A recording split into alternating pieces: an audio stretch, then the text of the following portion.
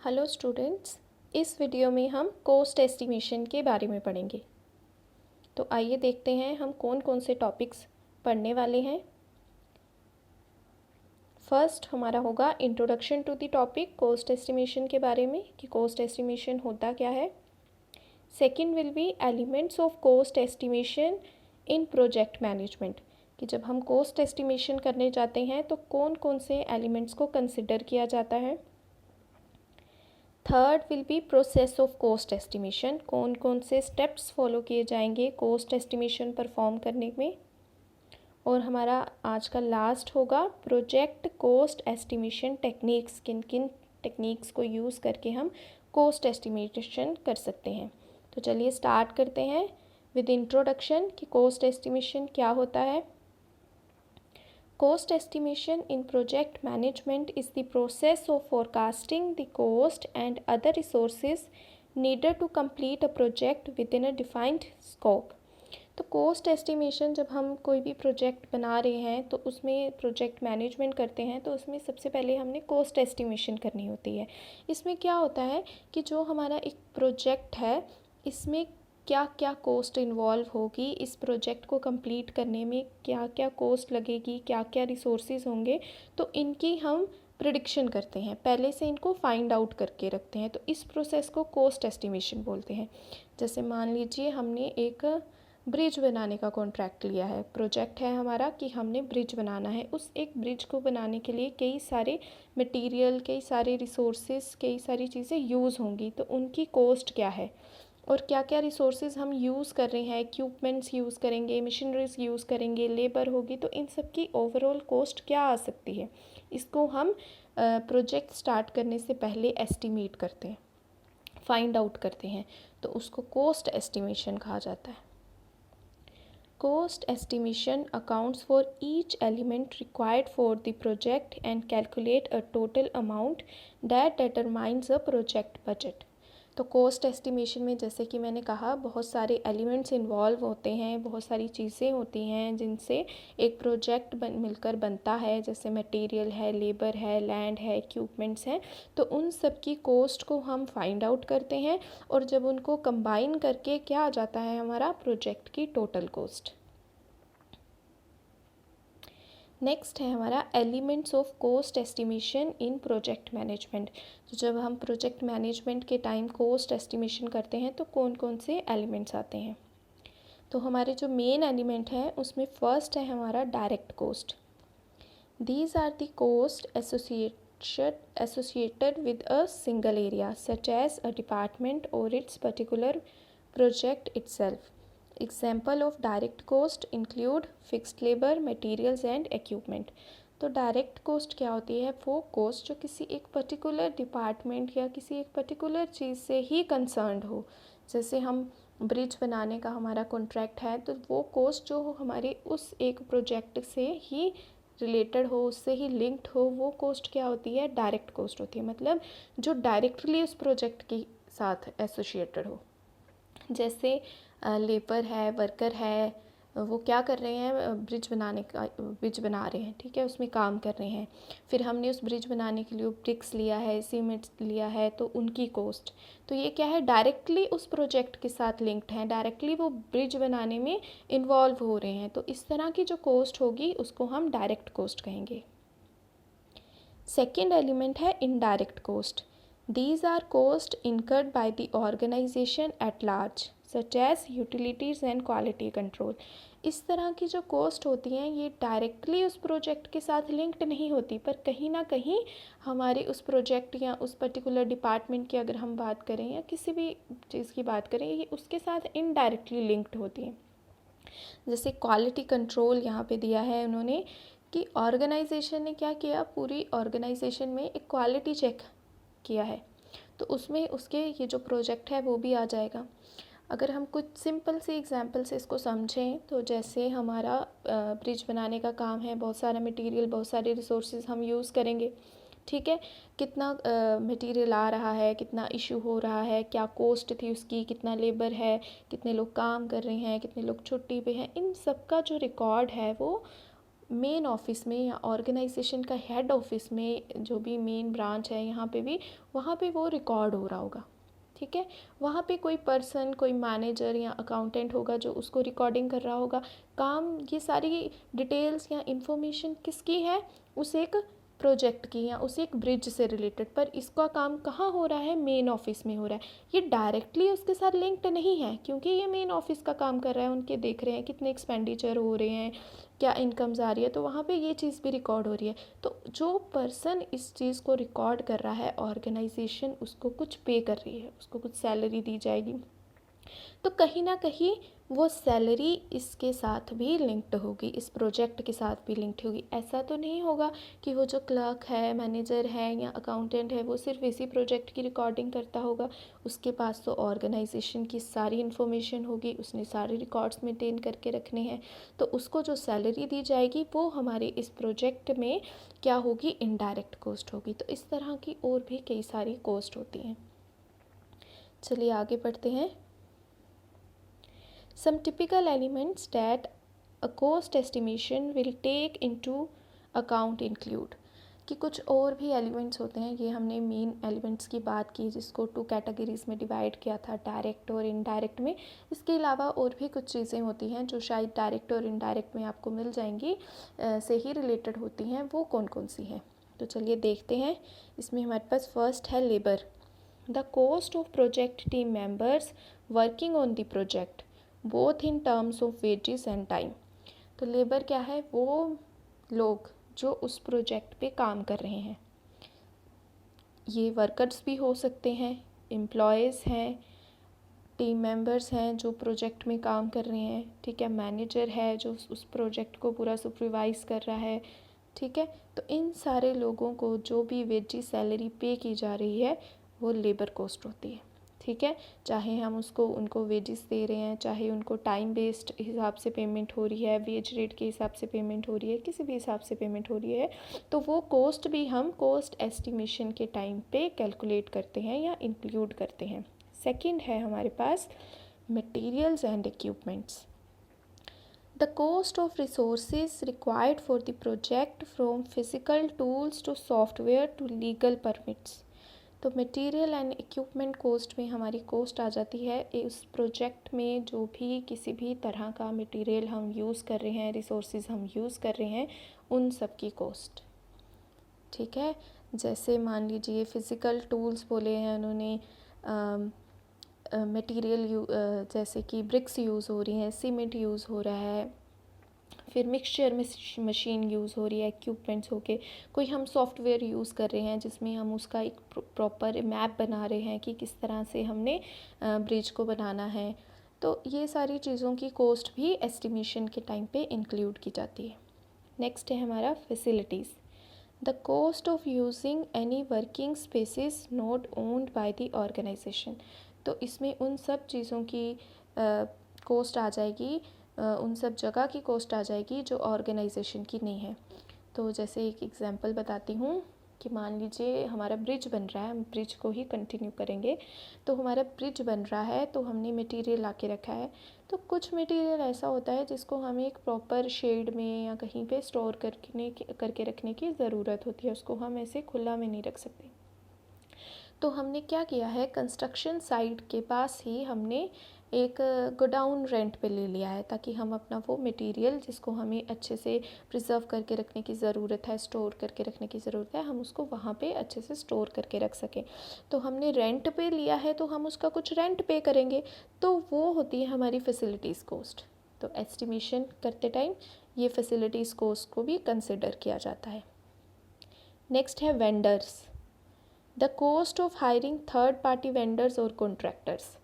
मान लीजिए हमने अपनी जो हमारा प्रोजेक्ट है उसका कुछ काम किसी और को दिया है, ठीक है, किसी और को वो उसका कॉन्ट्रैक्ट दे दिया है कि ये वाला काम आपने करना है, या मान लीजिए पिलर्स आपने बनाने हैं या कुछ आयरन रोड्स भी चाहिए होंगी बड़ी बड़ी, तो हो सकता है वो बड़ी आयरन रोड्स बनाने का काम हमने किसी और कॉन्ट्रैक्टर को दे दिया है, तो उसके लिए भी हम उसको कुछ पे करेंगे।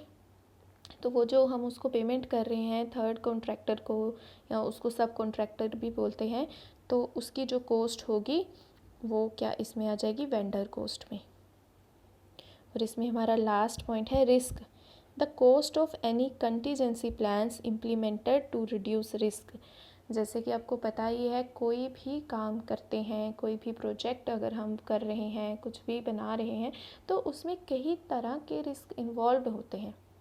ठीक है, मटेरियल ख़राब हो सकता है, चीज़ें टूट सकती हैं, कोई लेबर छोड़ के जा सकती है, या हमारी कोई टेक्निक फेल हो सकती है काम करने की। तो कई तरह के रिस्क अनसर्टेनिटीज़ इन्वॉल्व होती हैं, तो उनके साथ डील करने के लिए हमने कुछ और प्लान करके रखा होता है, तो उसकी जो हमारी कॉस्ट है वो रिस्क कॉस्ट में आ जाएगी। तो ये कुछ एलिमेंट्स थे जो हम कॉस्ट एस्टिमेशन के टाइम पे कंसिडर करते हैं।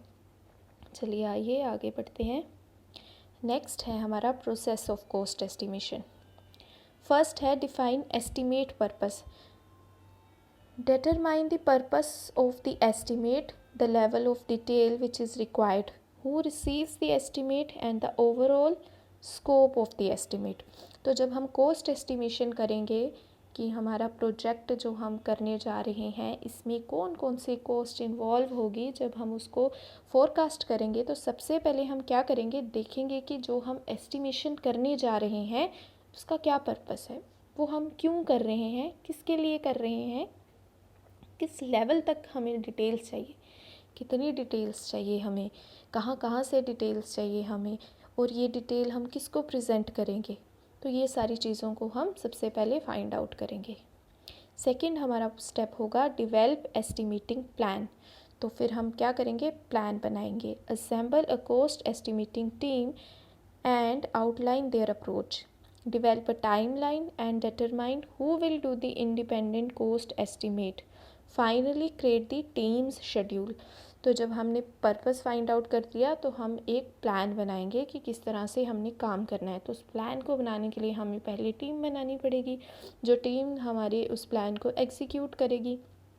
ठीक है, तो हम उन टीम मेंबर्स को उनका एक टाइमलाइन बना देंगे, उनको हम टास्क दे देंगे कि आप इन एरियाज़ की कॉस्ट को एस्टिमेट करो। जैसे एक टीम मेंबर को हमने बोल लिया कि मटेरियल की कितनी कॉस्ट हो सकती है, किस किस तरह का मटेरियल हम यूज़ करेंगे, उसकी कॉस्ट को आपने फाइंड आउट करना है।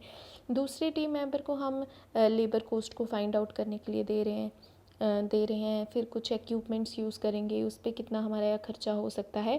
तो ऐसे हम क्या कर सकते हैं, अपने काम को कि क्या क्या करना है टीम मेंबर्स में डिवाइड कर सकते हैं। ठीक है, और हम उनका शेड्यूल बना देंगे। थर्ड हमारा होगा डिफाइन कैरेक्टरिस्टिक्स। तो जब प्लान बन गया उसके बाद हम इस पे आते हैं, create a baseline description of the purpose, system and performance characteristics. This includes any technology implications, system configuration, schedule, strategies and relation to existing systems.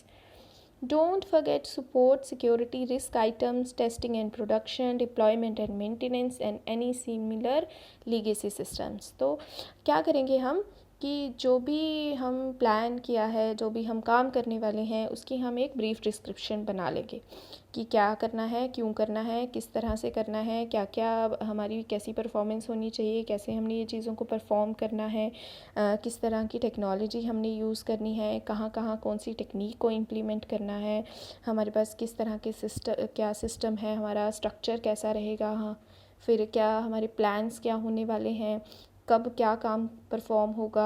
ठीक है, कौन सा टास्क कब परफॉर्म किया जाएगा, हमारा पुराना वाला सिस्टम क्या था, उसमें से हम चीज़ों को ढूंढ के इस नए प्रोजेक्ट में फ़िट करेंगे। फिर इसके साथ हमारी क्या रिस्क इन्वॉल्व हो सकते हैं, हमें क्या सिक्योरिटी प्रिकॉशंस लेने हैं, क्या मेजर्स हो सकते हैं, हमारा सपोर्ट सिस्टम क्या है।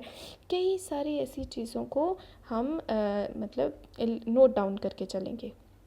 फिर हमारी मेंटेनेंस हमने कैसे करनी है, हमारे इक्विपमेंट्स की मेंटेनेंस होगी, जैसे हमारे पास लेबर है, कहाँ कहाँ उसको एलोकेट करेंगे, मटेरियल कहाँ कहाँ यूज़ होगा, उसकी एलोकेशन। तो इस तरह की सारी चीज़ें हम प्लान बनाने के बाद नोट डाउन करेंगे। आइए फोर्थ पॉइंट है हमारा determine estimating approach. Define a work breakdown structure and choose an estimating method that is best suited for each element in the work breakdown structure. Cross check for cost and schedule drivers, then create a checklist.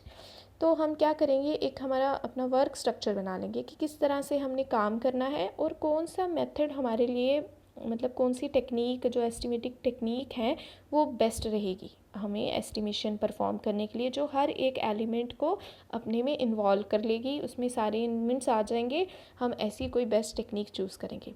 उसके बाद हम coast collect कर रहे हैं उसको cross check भी करेंगे, और क्या शेड्यूल ड्राइवर्स हैं कि अगर कुछ चेंजेस हो रही हैं कोस्ट में नहीं, आउटपुट इनपुट में, तो उसकी वजह से क्या कोस्ट पे इफ़ेक्ट हो रहा है, इन सब चीज़ों को भी हम नोट डाउन करेंगे, उनको भी साथ लेके चलेंगे। नेक्स्ट है हमारा identity rule and assumptions. Clearly define what is included and excluded from the estimate and identify specific assumptions। तो इसमें हम क्या करेंगे कि क्या क्या चीज़ें हम अपने एस्टिमेशन में इंक्लूड कर रहे हैं, जब हमने कॉस्ट एस्टिमेशन करनी है किन चीज़ों को हमने इंक्लूड करना है, किन चीज़ों को हमने एक्सक्लूड करना है, ये चीज़ भी हम पहले से ही अपने टीम मेंबर्स को एक्सप्लेन कर देंगे, डिफ़ाइन कर देंगे, उनको सब कुछ साफ साफ पता होना चाहिए ताकि एस्टिमेशन के टाइम उन्हें किसी तरह की कोई प्रॉब्लम फेस ना करनी पड़े। और अगर हम किस चीज़ को, किस एलिमेंट को, कुछ भी अगर हम इंक्लूड कर रहे हैं उसके पीछे हम क्या अजम्पशंस ले रहे हैं, क्या मान के चल रहे हैं, हम इसे क्यों इंक्लूड कर रहे हैं, अगर किसी को एक्सक्लूड कर रहे हैं, निकाल रहे हैं, इन्वॉल्व नहीं कर रहे हैं किसी कोस्ट को, तो उसके पीछे के क्या रीज़न्स हैं, क्या अजम्पशंस हम लेके चल रहे हैं, वो भी हम इसमें देखेंगे। नेक्स्ट हमारा पॉइंट है obtain data. Create a data collection plan and analyse data to find out cost drivers. तो हम नेक्स्ट स्टेप में हम क्या करेंगे कि डेटा कहाँ कहाँ से हमने कलेक्ट करना है उसका प्लान बनाएंगे कि क्या क्या रिसोर्सेज हैं, यहाँ से हमें डेटा मिलेगा। डेटा क्या, कोस्ट डेटा, कि जैसे अलग अलग मटेरियल यूज़ होगा, क्या क्या वेंडर्स अवेलेबल हैं, वो किस प्राइस पे, वेंडर्स मीन सप्लायर्स जो हमें मटेरियल सप्लाई करेंगे, तो कौन कौन से सप्लायर्स मार्केट में अवेलेबल है, किस तरह की लेबर है। अगर मटेरियल की बात करें तो अलग अलग सप्लायर से हमें किस तरह का, किस क्वालिटी का, किस क्वांटिटी में, किस रेट पे मटेरियल मिलेगा, ठीक है। और लेबर है तो वो कितनी एफिशिएंट है, और अगर वो बहुत ज़्यादा एफिशिएंट लेबर है तो वो कितना चार्ज करेगी, उसकी कितनी कॉस्ट होगी, और बहुत सारे सोर्सेज यहाँ से कॉस्ट मतलब सामने आ रही है, उन सब चीज़ों को हम एनालाइज करेंगे। हमारा नेक्स्ट स्टेप होगा develop point estimate. Develop a cost model by estimating each WBS element. WBS मतलब वर्क ब्रेक डाउन स्ट्रक्चर। तो जो हमने अपना स्ट्रक्चर बनाया है, किस तरह से हमने काम करना है, उसमें क्या क्या एलिमेंट्स हैं, उसका हम एक कॉस्ट मॉडल बना लेंगे कि क्या क्या एलिमेंट्स इन्वॉल्व हैं, उस पर कितनी कितनी कॉस्ट हो रही है या हो सकती है, उसका हम एक मॉडल बना लेंगे। नेक्स्ट स्टेप है हमारा conduct sensitivity analysis. Test sensitivity of cost to change in estimating input values and key assumption and determine key cost drivers. तो सेंसिटिविटी एनालिसिस में होता है कि अगर कुछ इनपुट चेंज हो रही है कुछ टाइम के बाद इनपुट में, या कुछ चीज़ों में चेंजेस आ रहे हैं इनपुट में, जैसे हमारा मटेरियल आ गया, लेबर आ गई, और रिसोर्सेज हैं, इक्विपमेंट्स हैं, तो इन सब चीज़ों में अगर कुछ चेंजेस आ रही हैं तो उससे हमारी कॉस्ट पे क्या इफ़ेक्ट होता है, तो हम ये भी एनालिसिस करेंगे।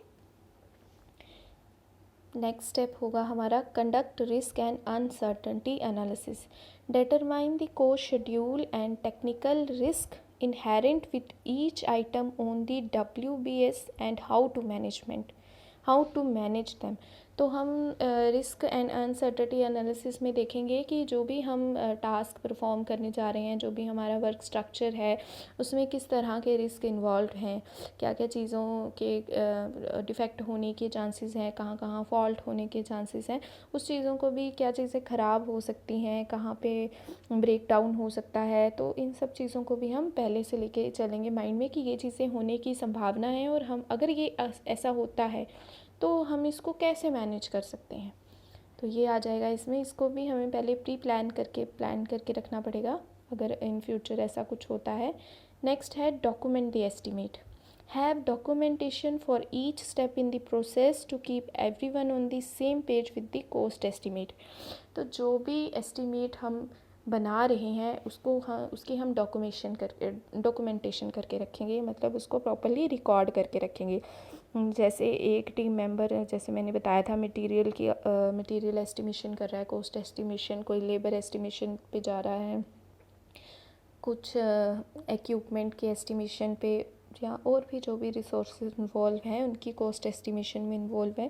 तो जो भी डेटा वो लोग कलेक्ट कर रहे हैं उन सबको हम एक प्रॉपर फॉर्मेट में और एक एक पर्टिकुलर जगह पे हम उसको सेव करके या मतलब नोट डाउन करके रखें, ताकि जब भी ज़रूरत हो सब उसको वहाँ से देख सकें।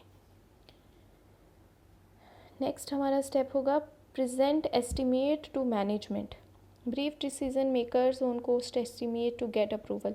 इसमें हमें करना पड़ेगा कि जैसे हमने सारा प्लान बना लिया कैसे कैसे हम काम करेंगे, उसके बाद नेक्स्ट हमारा होगा कि जो भी हमने एस्टिमेशन की होगी उसको हम किसको प्रेजेंट करेंगे, मैनेजमेंट को, जिसके लिए ये सारी कॉस्ट एस्टिमेशन परफॉर्म की गई है, जो हमारी टॉप लेवल अथॉरिटी है, ताकि वो इसको अप्रूव कर सके और इसको हम अपने प्रोजेक्ट में इम्प्लीमेंट कर सकें।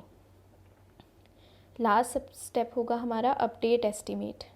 Any changes must be updated and reported on. Also perform a postmortem where you can document lessons learned. तो लास्ट में हम क्या करेंगे, अगर कुछ चेंजेस हो रही हैं उसे भी हम अपने जो हमने कॉस्ट एस्टिमेशन बनाया है, रिपोर्ट बनाई है, उसमें उसको अपडेट कर देंगे। और अगर कुछ हमने सीखा है तो उसको भी हम अच्छे से देखेंगे कि हर एक पॉइंट पे हमें क्या नई चीज़ें पता चली हैं और हम उसको कैसे कैसे यूज़ कर सकते हैं या कैसे कॉस्ट एस्टिमेशन में इन्वॉल्व कर सकते हैं।